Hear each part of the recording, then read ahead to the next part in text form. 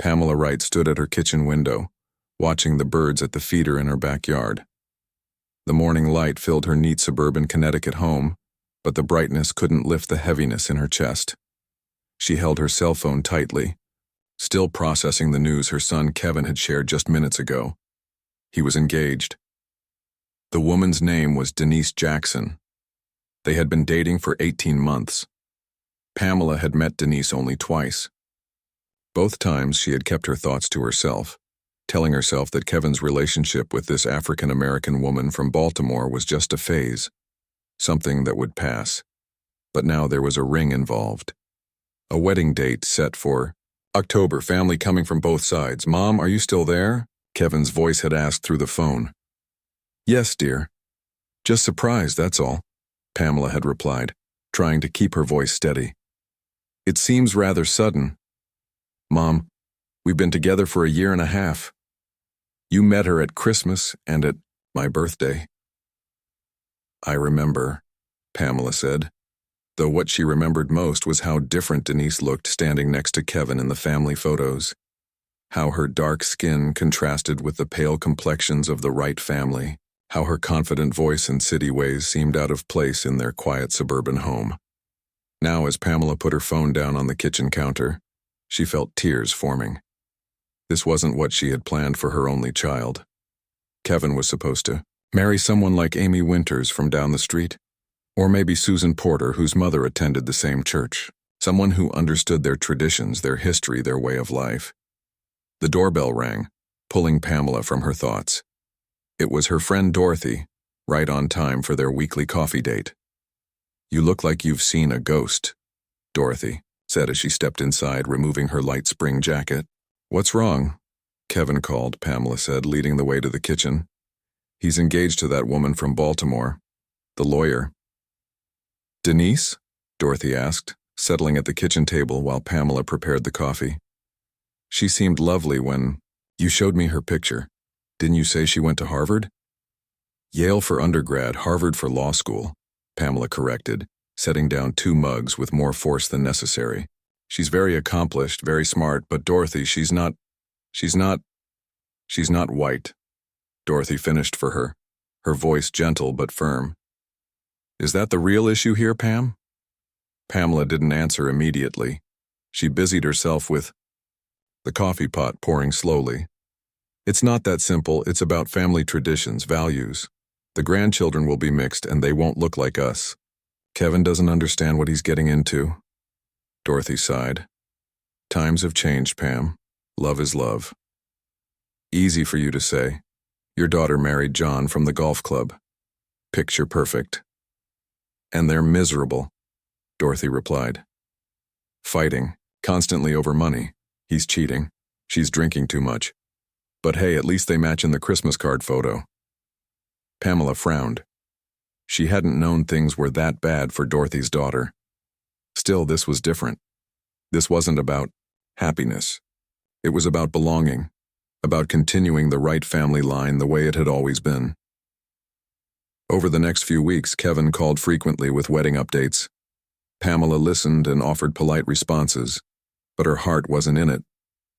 When Kevin and Denise visited for dinner one Sunday evening, Pamela watched them closely. Denise was beautiful. There was no denying that. She wore a simple blue dress that highlighted her athletic figure. Her hair was styled in neat braids pulled back from her face. She brought an expensive bottle of wine and a homemade dessert. She complimented Pamela's home, asked thoughtful questions about family photos, and helped clear the table without being asked. But Pamela noticed other things too. The way Denise used words like systemic and privilege in casual conversation. The African art bracelet on her wrist. The fact that she'd grown up in a predominantly black neighborhood in Baltimore and had only attended integrated schools because of a special program for gifted students. "Your garden is beautiful, Mrs. Wright," Denise said as they stood on the back patio after dinner. "My grandmother taught me about flowers, but I never had space for a garden in the city." "Thank you," Pamela replied stiffly. "The Wrights have always been gardeners. Kevin's great-grandmother won prizes for her roses. I'd love to learn more about your family traditions." Denise said, smiling warmly. Kevin tells me you have photo albums going back generations. Yes, well, perhaps another time, Pamela said, turning away to collect the empty glasses. Later that night, after Kevin and Denise had left, Pamela sat alone in her living room. On the coffee table lay the engagement announcement the couple had brought to show her. Their smiling faces looked back at her, Kevin's familiar features next to Denise's striking brown eyes and bright smile. What would your father say? Pamela whispered to Kevin's image. Her husband, John, had been gone for 5 years now, taken by a sudden heart attack. They had been married for 37 years. John had been her high school sweetheart. His family had known her family for generations. That was how things were supposed to work. The next morning, Pamela called her friend Linda, who had gone through a difficult time when her son married a woman from the Philippines. How did you handle it? Pamela asked. The cultural differences, the family traditions? Honestly, badly at first, Linda admitted. I was cold to Maria. I questioned everything about her. I even missed their wedding, something I'll regret until the day I die. What changed? My granddaughter was born, Linda said. When I held little Sophia for the first time, none of the other stuff mattered anymore. Now Maria and I are close. She taught me to make lumpia. I taught her my mother's apple pie recipe. But I wasted years, Pam. Years I can't get back. Pamela thought about this conversation for days afterward, but rather than softening her heart, it hardened her resolve. She needed to protect Kevin. What if this Denise was hiding something? What if her perfect resume and charming manner were covering up something darker? One afternoon, as Pamela was having her hair done at the salon, she overheard a woman talking about hiring a private investigator to check on a business partner. Bill Murphy, the woman was saying. Retired police detective, very thorough, very discreet. Pamela found herself writing down the name on a magazine subscription card. That evening, she sat at her computer and looked up Bill Murphy Investigations. His website was simple but professional. Background checks, missing persons, surveillance, 25 years of experience. There was a phone number and an email address. For 3 days, Pamela thought about what she was considering. Was it wrong to investigate her future daughter-in-law? But wasn't it also wrong to welcome someone into the family without knowing the truth about them? Finally, on a rainy Tuesday morning, Pamela dialed the number. Bill Murphy Investigations, a gruff male voice answered. Mr. Murphy, my name is Pamela Wright. I need to speak with you about a personal matter, a background check on someone joining my family. I understand, he replied. Would you like to come to my office, or would you prefer I come to you? The next day, Bill Murphy sat across from Pamela at her dining room table. He was in his 60s with salt and pepper hair and the watchful eyes of someone who had seen it all. He wore a plain blue suit and took notes in a small notebook as Pamela spoke. My son is engaged to this woman, Pamela explained, sliding a printed copy of Denise's social media profile across the table. I need to know everything about her family, her past, any secrets she might be hiding. Bill Murphy studied the photo of the smiling African-American woman. What specifically concerns you about her, Mrs. Wright? Pamela hesitated. She seems too perfect. Ivy League education, successful career, charming personality. Nobody's that perfect, and she's different from our family. Different how? Bill asked, though his expression suggested he already knew the answer. We come from different backgrounds, Pamela said carefully. Different cultures. I just want to be sure she's who she says she is. Bill Murphy closed his notebook. Mrs. Wright, I'll be honest with you. In my experience, these investigations often reveal more about the person requesting them than the subject being investigated. I'm not paying you for psychology, Mr. Murphy, Pamela said sharply. I'm paying you to find the truth. Bill nodded slowly. All right then. My fee is $200 per hour plus expenses. I'll need a $2,000 retainer to start. Pamela wrote the check without hesitation. As she handed it to him, she felt a sense of both relief and shame. But she pushed the shame aside. She was doing this for Kevin, for the family, for their future. Find out everything, she said. Bill Murphy sat in his car outside the large glass building in downtown Hartford, where Denise Jackson worked. The law firm of Goldstein, Price & Associates occupied the top 3 floors. According to their website, they specialized in corporate, law, and civil rights cases. Bill checked his watch. It was just past noon, and he hoped to catch a glimpse of Denise during her lunch break. After taking Pamela Wright's case, Bill had started with the basics. He ran Denise's name through various databases, checked her credit history, and looked for any criminal records. So far, he had found nothing concerning. Denise Jackson, 30 years old, had grown up in Baltimore with her mother, a high school principal, and her father, an emergency room doctor. She had earned a scholarship to Yale, graduated with honors, and then attended Harvard Law School. For the past 5 years, she had worked at Goldstein, Price & Associates, where she was on track to become a partner. Bill was not surprised by the lack of red flags. In his 25 years as a private investigator, he had handled dozens of cases like this one. Parents or future in-laws, uncomfortable with someone different entering their family, hired him hoping he would find something to justify their unease. Usually he found nothing, but they paid well and Bill had alimony and a mortgage to cover. A group of people exited the building. Bill recognized Denise from the photo Pamela had given him. She wore a tailored gray suit and walked beside an older white man with silver hair. They were deep in conversation, and Denise was gesturing with her hands as she made a point. The man was nodding, clearly engaged in what she was saying. Bill snapped a few photos with his long-range camera. He would follow her today, see where she went, who she met. Standard surveillance, though he already doubted he would find anything. Pamela Wright would consider useful. He followed at a distance as Denise and her colleague entered a nearby restaurant. Through the window, he could see them join 2 other people at a table.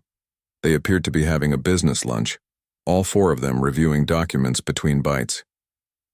Bill's phone rang. It was Pamela Wright. "Have you found anything yet?" she asked without greeting. "Mrs. Wright, it's only been 3 days," Bill replied. "These things take time." "But surely you must have something to report," Pamela insisted. Bill sighed.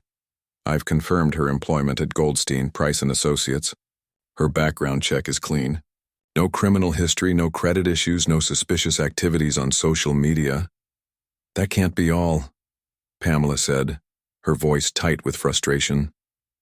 "What about her family? Her friends? Former boyfriends?" "I'm working on that," Bill said. "But so far, Denise Jackson appears to be exactly who she claims to be, a successful attorney with a solid reputation." "Keep looking," Pamela said before hanging up. Bill put his phone away and rubbed his temples. He had a feeling this case would be more trouble than it was worth. Over the next week, Bill dug deeper into Denise's life. He visited her apartment building, a modern complex in a good neighborhood. He spoke with the doorman, who described Denise as friendly and always polite. He tracked down former classmates from law school who remembered her as brilliant and dedicated. One professor called her one of the most promising students I've ever taught. Bill also looked into Denise's family. Her parents, Richard and Gloria Jackson, had been married for 35 years. Richard was still practicing medicine, while Gloria had recently retired from her position as principal. They were active in their church and community. Denise had a younger brother who was a software engineer in California. Everything Bill uncovered painted a picture of a close-knit, hard-working family that valued education and community service. There were no scandals, no secrets, nothing that would raise any concerns for a future mother-in-law, unless that mother-in-law was troubled by the color of their skin. Pamela called him daily, growing increasingly impatient with his lack of findings. "What about her dating history?" she asked during one call. "Kevin says they met at a friend's wedding, but how do we know that's true? Maybe she targeted him." "Mrs. Wright," Bill said carefully, "I've interviewed several mutual friends who confirmed they met at a wedding. Before Kevin, Denise dated a fellow lawyer for 2 years. They broke up because he took a job in Chicago, and she didn't want to leave her position here. It was an amicable split. There's no evidence she targeted your son or anyone else." There must be something, Pamela insisted. No one is this perfect. Bill was growing uncomfortable with the direction of the investigation. Mrs. Wright, I have to ask, what exactly are you hoping I'll find? The line went quiet for a moment. The truth, Pamela finally said. I want to know who this woman really is before she becomes part of our family.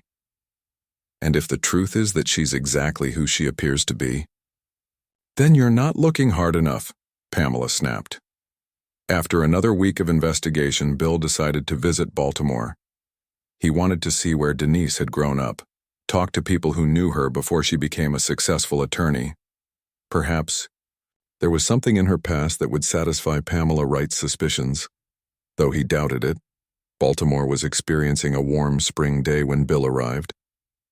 He drove to the neighborhood where Denise had grown up, a well-maintained area with modest but comfortable homes.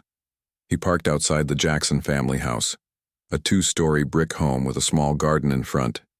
An elderly woman was tending to flowers in the yard next door. Bill approached her, introducing himself as a friend of the Jackson family looking to reconnect. "Oh, you know the Jacksons?" the woman asked, her face brightening. "Wonderful people. Gloria and Richard have been my neighbors for over 30 years. And their daughter Denise?" Bill prompted. "Such a bright girl. Always had her nose in a book. We all knew she was going places." The woman smiled at the memory. "She used to help me with my garden when she was home from college. Still sends me a birthday card every year." Bill chatted with the woman for a while longer, then walked around the neighborhood. He stopped at a local diner where, according to his research, the Jackson family often ate Sunday breakfast. The owner recognized Denise from the photo Bill showed him. "The Jackson girl?" "Sure, I know her. Family's been coming here for years. Her grandmother used to bring her when she was just a little thing. Eleanor Thompson. Now there's a woman with stories to tell." "Eleanor Thompson?" Bill asked. The name wasn't in his notes. Denise's grandmother on her mother's side. Civil rights, activist back in the day. Got arrested a few times for sitting at whites-only lunch counters. Tough as nails, that woman. Still alive, too, living in a retirement community not far from here. Bill's interest was piqued. "Do you know which retirement community?" Later that afternoon, Bill sat in the visitors' lounge of Oakwood Retirement Village waiting to meet Eleanor Thompson. He had called ahead, claiming to be researching civil rights history in Baltimore for a book. The receptionist had told him that Ms. Thompson loved talking about the movement and would be happy to meet him. Eleanor Thompson arrived in a wheelchair pushed by an aide. Despite her physical frailty, there was nothing weak about the sharp eyes that assessed Bill from behind stylish glasses. Her white hair was arranged in neat coils, and she wore a vibrant blue dress with a brooch shaped like a dove. "Mr. Murphy," she said, extending a hand. "I understand you're writing about the civil rights movement in Baltimore." Bill shook her hand, feeling a twinge of guilt about his deception. "Yes, ma'am. I'm particularly interested in the neighborhood integration efforts of the 1960s. Eleanor's face lit up. "Not many people ask about that. They all want to hear about the big marches and famous speeches. But the real work happened in neighborhoods, at community meetings, in church basements." For the next hour, Eleanor shared stories about her activism. She spoke about organizing neighborhood committees, about white families who refused to flee when black families moved in, about building coalitions across racial lines. "We had allies," she said. "Not many, but the ones we had were committed. They faced ostracism from their own communities for standing with us." Bill listened, fascinated despite himself. "Do you remember any of these allies by name?" Eleanor thought for a moment. "There was a young couple, the Wrights. Joseph and Margaret Wright. They were school teachers, if I remember correctly. Their families had been in Connecticut for generations, but they believed in equality. They helped us organize community events, stood with us at demonstrations." Bill nearly dropped his notebook. "Wright, from Connecticut?" "Yes," Eleanor confirmed. "Good people. I've often wondered what happened to them and their children." Bill's mind was racing. Joseph and Margaret Wright. Could they be related to Pamela's husband? To Kevin? The timing would be right. If they were Kevin's grandparents, That would mean his family and Denise's had a connection going back decades. "Ms. Thompson, do you have any photographs from that time?" Bill asked. Eleanor nodded. "In my room. Albums full of them. Would you like to see?" Bill followed as the aide pushed Eleanor's wheelchair down the hallway. His heart was pounding. He had started this investigation looking for dirt on Denise Jackson. Instead, he might have uncovered a connection between two families that neither of them knew existed. Eleanor Thompson's room at Oakwood Retirement Village was small but filled with life. Photos covered nearly every surface. Framed pictures of children and grandchildren sat on the dresser. News clippings and awards hung on the walls. A bookshelf overflowed with history books and photo albums. Sit, Eleanor told Bill, pointing to a chair near her bed. The aide helped Eleanor settle in her own chair, then left them alone. Eleanor reached for a large album bound in faded blue fabric. "This one is from the 60s, the neighborhood integration work." Bill sat forward as Eleanor opened the album. Black and white photos filled each page, carefully labeled with dates and names in neat handwriting. Eleanor turned the pages slowly, pointing out key moments and people. "This was after the Civil Rights Act passed," she explained, pointing to a photo of a mixed-race group standing on the steps of a church. "People thought the law would fix everything overnight, but we knew the real work was just beginning." Bill nodded, scanning each photo carefully, and then he saw them. "Wait," he said. "Can you go back to that last page?" Eleanor turned back. There, in a photo dated July 1965, was a group of people standing in front of a house holding a banner that read "Welcome Neighbors." In the center of the group were a young black couple and a young white couple. The caption below read, "Neighborhood Welcome Committee with the Johnsons and the Wrights." Bill leaned closer. The white couple was labeled Joseph and Margaret Wright. The man had the same square jaw and straight nose that Bill had seen in photos at Pamela Wright's house. The woman had a gentle smile that reminded him of Kevin. "The Wrights," Bill said, pointing to them. "You worked closely with them?" "Oh, yes," Eleanor said, her eyes bright with memories. "Joe and Maggie were special people. When black families started moving into previously all-white neighborhoods, most white families moved out. But the Wrights stayed. Not only stayed, but welcomed us, stood up for us." She turned to another page. Here was a photo of a community meeting in what looked like a school gymnasium. Joseph Wright stood at a microphone, addressing the crowd.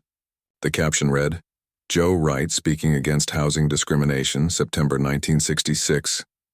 Joe was a high school teacher," Eleanor continued. "He risked his job speaking out like this. People called them race traitors, communists, all sorts of ugly names. They had their windows broken more than once, but they never wavered." Bill felt a chill run up his spine. "Do you know what happened to them? Where they went?" Eleanor's face clouded. "They moved away in the early 70s, back to Connecticut, I believe. Joe's father was ill. We exchanged Christmas cards for a few years, then lost touch.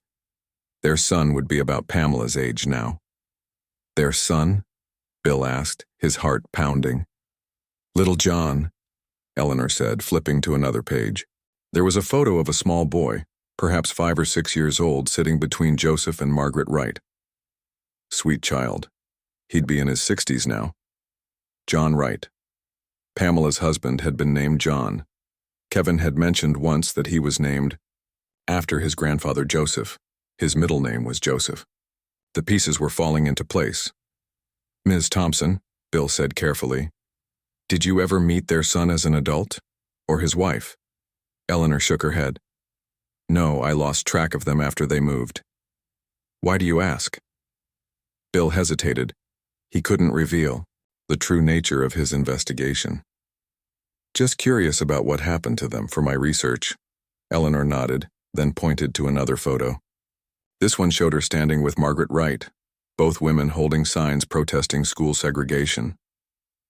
"Maggie and I were arrested together at this protest," Eleanor said. "Spent the night in jail, singing freedom songs to keep our spirits up. Her husband was furious, not at her, but at the police. He bailed us out the next morning."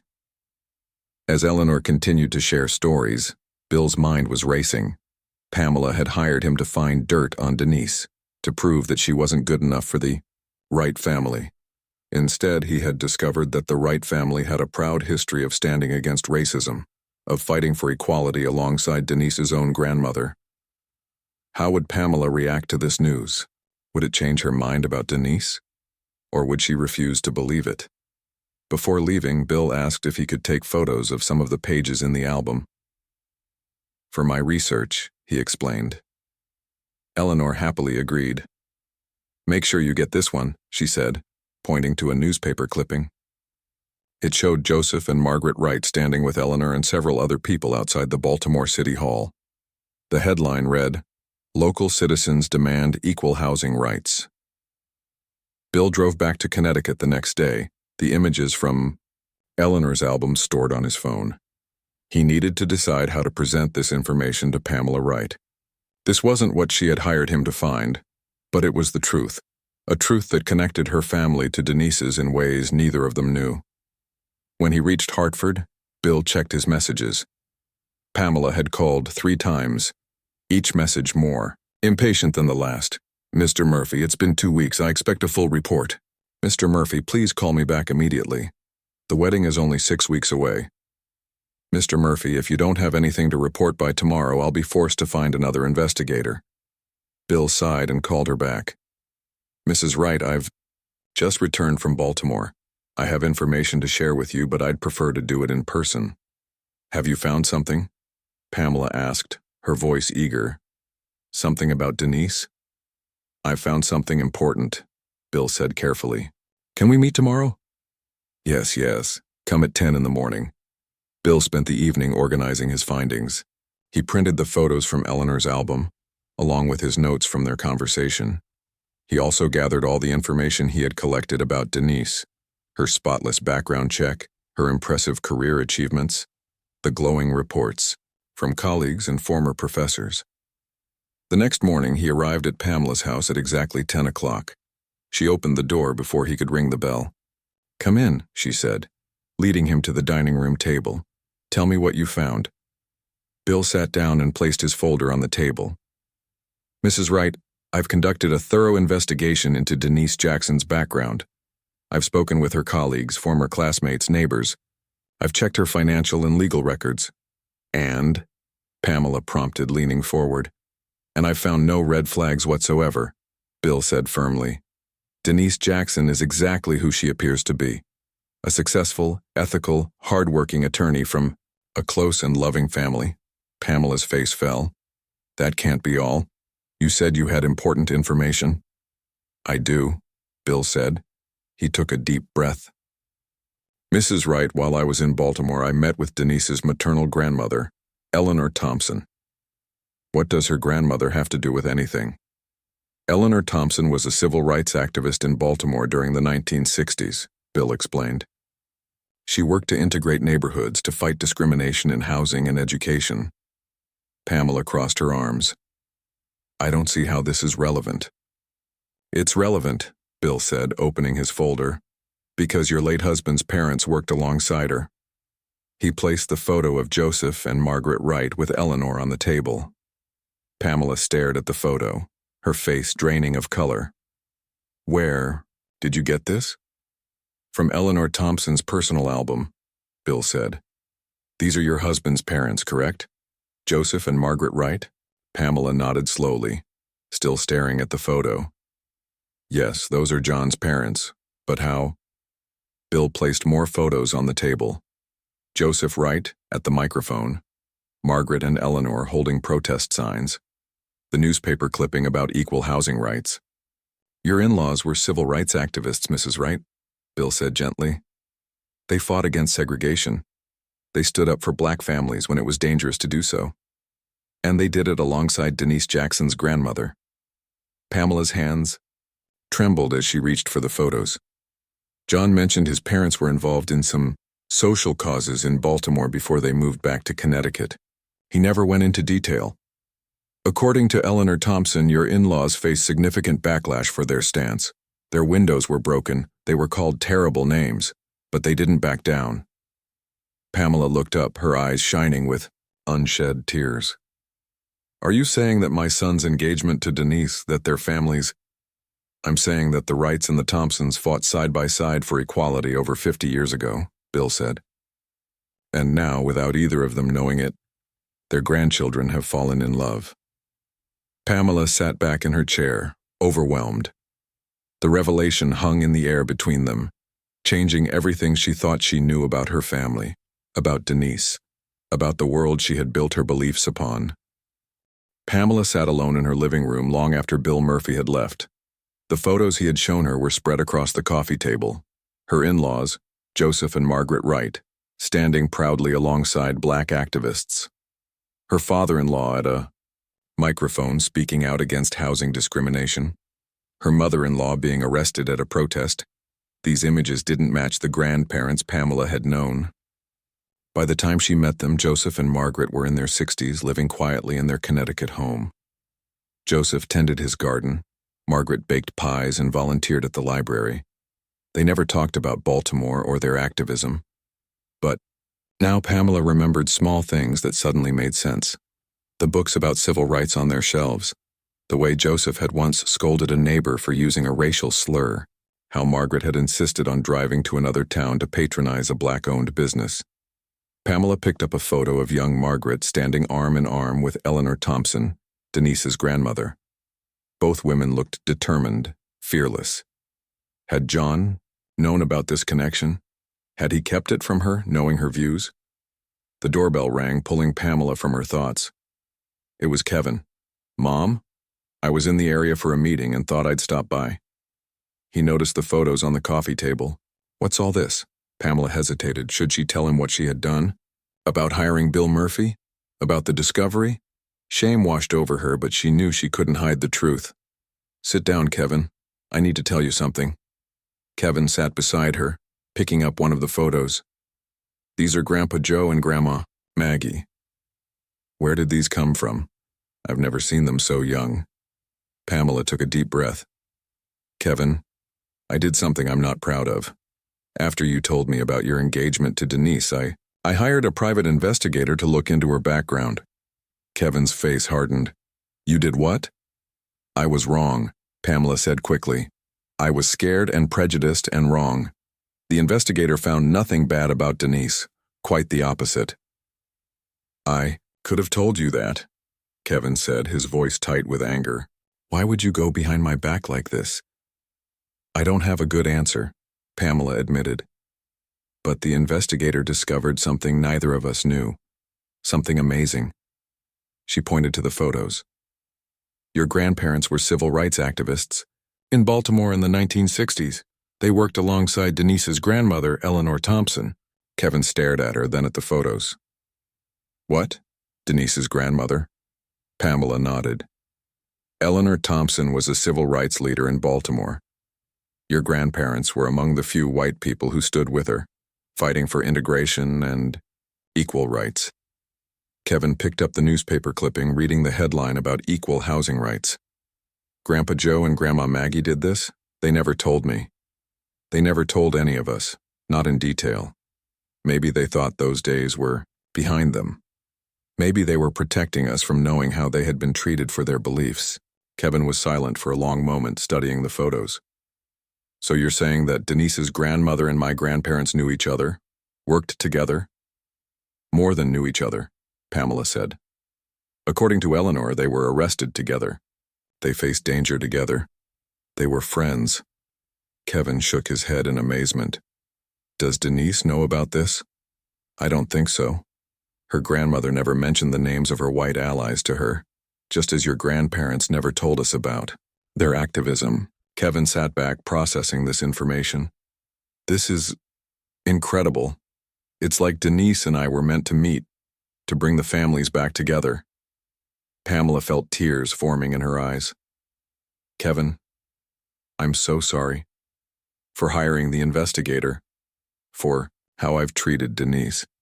I've been holding on to old fears and prejudices while all along your grandparents were braver and more progressive than I could ever be. Kevin's anger softened at his mother's tears.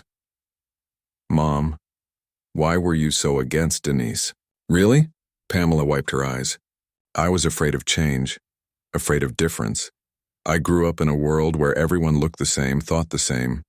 I was afraid our family traditions would be lost, that your children wouldn't look like us or share our history. But Mom, they will share our history. This history. Kevin held up the photo of his grandparents at the protest, a history of standing up for what's right even when it's hard. Pamela nodded, a new understanding dawning on her. You're right.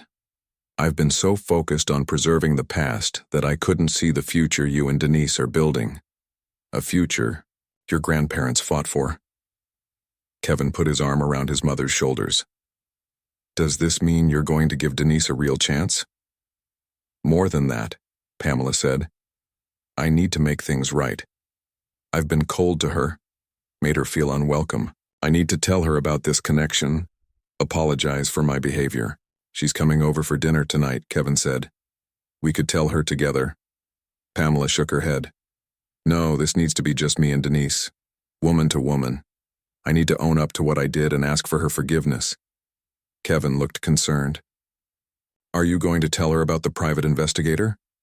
Pamela hesitated, then nodded firmly. Complete honesty is the only way forward. I'll call her and ask her to meet me for lunch tomorrow. That evening, after Kevin left, Pamela dialed Denise's number. Her heart pounded as she waited for an answer. Hello, Mrs. Wright. Denise's voice was polite but cautious. Denise, I was wondering if you might be available for lunch tomorrow. Just the two of us. There's something important I'd like to discuss with you. There was a pause on the line. Of course, Denise finally said. Is everything all right? Yes. Well, it will be. I hope. Pamela took a deep breath. I have something to tell you, and something to ask your forgiveness for. They agreed to meet at a small cafe in town at noon. The next day, after hanging up, Pamela spent hours preparing what she would say, how she would explain her actions, how she would ask for Denise's forgiveness. The next morning, Pamela arrived at the cafe early. She chose a quiet table in the corner and placed the folder of photos beside her. Her hands trembled slightly as she waited. Denise arrived exactly at noon looking professional in a blue dress and jacket. She spotted Pamela and walked over, her expression a mixture of curiosity and concern. Mrs. Wright, she said, sitting down across from her. It's good to see you. Please call me Pamela, she replied. Thank you for meeting me. They ordered lunch, making small talk about the weather and Kevin's work. When their food arrived, Pamela knew it was time. Denise, I haven't been fair to you, she began. From the moment Kevin told me about your engagement, I've been distant, even hostile at times. I want to apologize for that. Denise set down her fork, surprised by Pamela's directness. I appreciate that. I've tried to understand that this might be difficult for you. It shouldn't have been difficult, Pamela said. You are an accomplished, intelligent, kind woman who loves my son. That should have been enough for me. Denise nodded, waiting for her to continue. But I was afraid, Pamela admitted. Afraid of change, of difference. And I did something inexcusable. She took a deep breath. I hired a private investigator to look into your background. Denise's eyes widened. You investigated me? Yes, Pamela said, her voice heavy with shame. I was looking for something, anything, that would justify my unease, but what the investigator found instead was something neither of us could have imagined. Pamela opened the folder and slid the photo of Joseph and Margaret Wright with Eleanor Thompson across the table. Do you recognize anyone in this photo? Denise looked at it closely, then gasped. That's my grandmother, Eleanor Thompson. She looked up at Pamela. Who are these people with her? Those are Kevin's grandparents, Joseph and Margaret Wright, Pamela said gently. My husband's parents. They worked with your grandmother during the civil rights movement in Baltimore in the 1960s. Denise stared at the photo in disbelief. My grandmother never mentioned their names, but she often talked about her white allies, friends who stood with her when it was dangerous to do so. She looked up at Pamela. How is this possible? I don't know, Pamela said. But the investigator spoke with your grandmother. She remembers the Wrights clearly. They were arrested together, protested together, worked to integrate neighborhoods together. Pamela showed Denise the other photos, the newspaper clippings. Denise touched them reverently, tears forming in her eyes. "All this time," Denise whispered. "My grandmother and Kevin's grandparents were friends, allies, and now we're getting married." "It's like the circle is completing," Pamela said, her own eyes moist. "Denise, I am deeply sorry for my behavior for the investigation. Can you ever forgive me?" Denise was quiet for a long moment, still looking at the photos. Finally, she looked up at Pamela. "I think," she said slowly, "that this is what my grandmother would call God working in mysterious ways." The next few weeks were a whirlwind of activity and emotion. After their lunch, Denise had called Kevin immediately, her voice filled with wonder as she told him about the photos, about the connection between their families. Kevin, though still upset with his mother for hiring the investigator, couldn't deny the beauty of what had been discovered. "We need to visit your grandmother," he told Denise. "All of us, together." 3 days later, Pamela found herself sitting beside Kevin and Denise in a rental car driving to Baltimore. The folder of photos sat in her lap. Her stomach fluttered with nerves. She was about to meet Eleanor Thompson, the woman who had stood beside her in-laws during one of America's most challenging times. The woman who was about to become her extended family.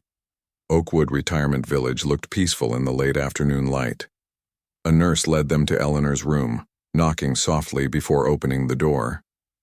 "Miss Eleanor, you have visitors," the nurse announced.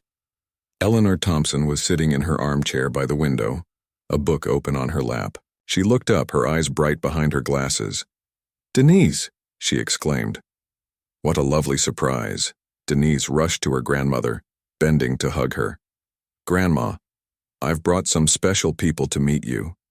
Eleanor looked curiously at Kevin and Pamela. "Hello there. Grandma, this is Kevin Wright, my fiancé," Denise said, taking Kevin's hand and drawing him forward. "And this is his mother, Pamela Wright." Eleanor smiled at them both.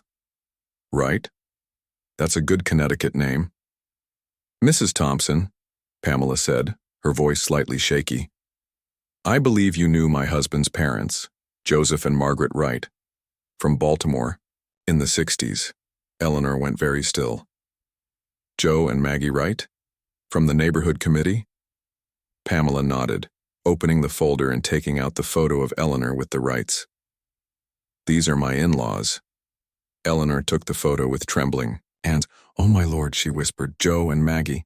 She looked up at Kevin. "You're their grandson?" Kevin nodded. "Yes, ma'am. I never knew about their work in Baltimore. They never talked about it." "And you're marrying my Denise?" Eleanor asked, amazement in her voice. "Yes, ma'am, in 3 weeks." Eleanor began to laugh, a rich, joyful sound that filled the small room. "The Lord does work in mysterious ways. Come here, both of you." Kevin and Denise knelt beside Eleanor's chair. She placed one hand on each of their heads, like a blessing. "Your grandparents would be so proud, Kevin. So proud to see this day." Tears filled Pamela's eyes as she watched. She had come to Baltimore expecting to feel like an outsider, the villain who had hired an investigator. Instead, she felt like she was witnessing the completion of a circle, a healing that had been 50 years in the making. Eleanor looked up at Pamela. "And you found this connection?" "How?" Pamela hesitated, then decided on complete honesty. "I hired a private investigator to look into Denise's background. I was afraid of her being different from us. I was wrong, and I'm deeply ashamed of what I did." To Pamela's surprise, Eleanor didn't look angry. She simply nodded. "Fear makes us do foolish things, but love can overcome fear. And look what came of it, this beautiful discovery." The four of them spent hours together that day. Eleanor shared stories about Joseph and Margaret Wright that neither Kevin nor Pamela had ever heard. She showed them more photos, letters, newspaper clippings that she had saved from those years. "Your father-in-law, Joe, he stood up at a community meeting when no one else would," Eleanor told Pamela. "White people were threatening black families who had just moved in. Joe stood up and said, "These are our neighbors now. We will protect them as we would protect any neighbor." He lost friends over that. They both did. Pamela thought about her late husband, John. Had he inherited his parents' courage, their sense of justice? And had she failed to see it, to nurture it in their son? Before they left, Eleanor had one more surprise for them. From her bedside drawer, she pulled out a small wooden box. "Maggie gave me this when they left Baltimore," she said, opening it. Inside was a small silver dove pin. She said it was a symbol of peace, of hope for a better future. "I want you to have it, Denise, to wear at your wedding." Denise took the pin, tears streaming down her face. "Thank you, Grandma. I'll wear it proudly." On the drive back to Connecticut, Pamela was quiet, processing everything she had learned. Kevin and Denise talked excitedly in the back seat, planning how to incorporate this newfound history into their wedding ceremony. 2 weeks before the wedding, Pamela invited Denise to her home. When Denise arrived, she found Pamela in the attic, surrounded by old boxes. "I've been looking through John's parents' things," Pamela explained. "Things we stored away after they died. I never paid much attention to them before." She handed Denise a small book bound in faded leather. "It's Margaret's journal from 1965 to 1967, their time in Baltimore. Your grandmother is mentioned many times." Denise opened the journal carefully, reading a few lines. "Eleanor spoke at the church today. Her words moved everyone. Even those who came to oppose her left thinking differently. She has a gift from God, that woman." Denise looked up, her eyes shining.